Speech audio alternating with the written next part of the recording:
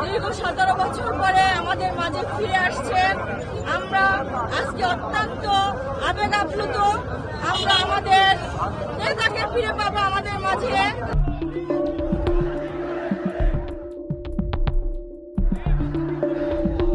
বিষ বাও জলে বাংলাদেশ।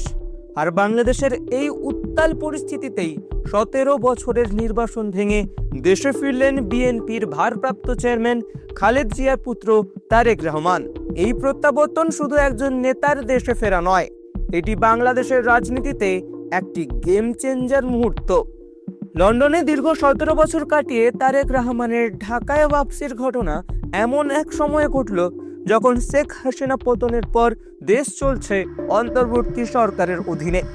আর ফেব্রুয়ারি 2026-এর নির্বাচন নিয়ে দেশ জুড়ে অনিশ্চয়তা চরমে। অর্থাৎ তারেকের ফেরা মানেই সরাসরি ক্ষমতার লড়াইয়ে বিএনপির পূর্ণ শক্তিতে নামা। তারেক রহমান এতদিন ছিলেন দূর থেকে পরিচালনকারী নেতা, এবার তিনি মাঠে নামছেন। বিমানবন্দরে বিপুল জনসমাগম, কঠোর নিরাপত্তা, দলের শীর্ষ নেতৃত্বের উপস্থিতি, সব মিলিয়ে বার্তা একেবারে স্পষ্ট। বিএনপি আর ছায়ায় নয়, সরাসরি রাজপথে। তারেকের ফেরা মানে খালেদ জিয়ার রাজনৈতিক উত্তরাধিকার এখন প্রকাশ্যে।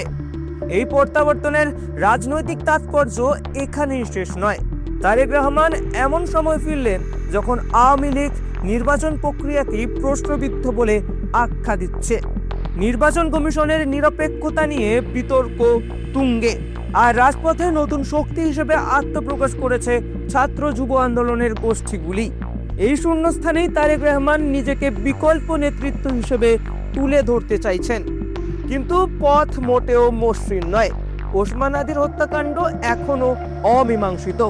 ইনকলাব মঞ্চ হুঁশিয়ারি দিয়েছে, হাদির হত্যাকারীর বিচার না হওয়া পর্যন্ত কোনো নির্বাচন হতে দেওয়া হবে না। অর্থাৎ তারেক রহমান ফিরলেও নির্বাচন আদৌ হবে কিনা সেটাই এখন বড় প্রশ্ন। তার উপর রয়েছে আন্তর্জাতিক চাপ, মানবাধিকার, সংখ্যালঘু সুরক্ষা আর হিংস্র মৌলবাদ। সব মিলিয়ে বাংলাদেশের রাজনৈতিক পরিস্থিতি এখন কেবল ঘরোয়া বিষয় নয়। ভারতের সঙ্গে কূটনৈতিক টানাপোড়েন, ভিসা পরিষেবা স্থগিত, এই সংকটের ঢেউ ছড়িয়ে পড়েছে সীমান্তের বাইরে। সব মিলিয়ে 17 বছর পর তারেক রহমানের দেশে ফেরা কোনো সাধারণ প্রত্যাবর্তন নয়, এটি একটি রাজনৈতিক সংঘাতের সূচনা।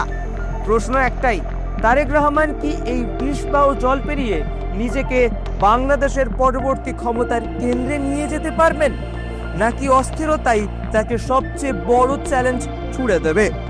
তারেক রহমান এমন সময় ফিরলেন যখন আওয়ামী লীগ নির্বাচন প্রক্রিয়া নিয়েই প্রশ্ন তুলছে। নির্বাচন কমিশনের নিরপেক্ষতা নিয়ে প্রশ্ন উত্তর শুরু হয়ে গিয়েছে, যা নিয়ে গোটা দেশ জুড়ে বিতর্ক তুঙ্গে। 17 বছর বাদে তারেক রহমান দেশে ফিরলেও আদৌ কি বাংলাদেশে নির্বাচন হবে তা নিয়ে এখনো রয়েছে সংশয়। আর সেটাই এখন সবচেয়ে বড় প্রশ্ন। টাইমস নাও খবর।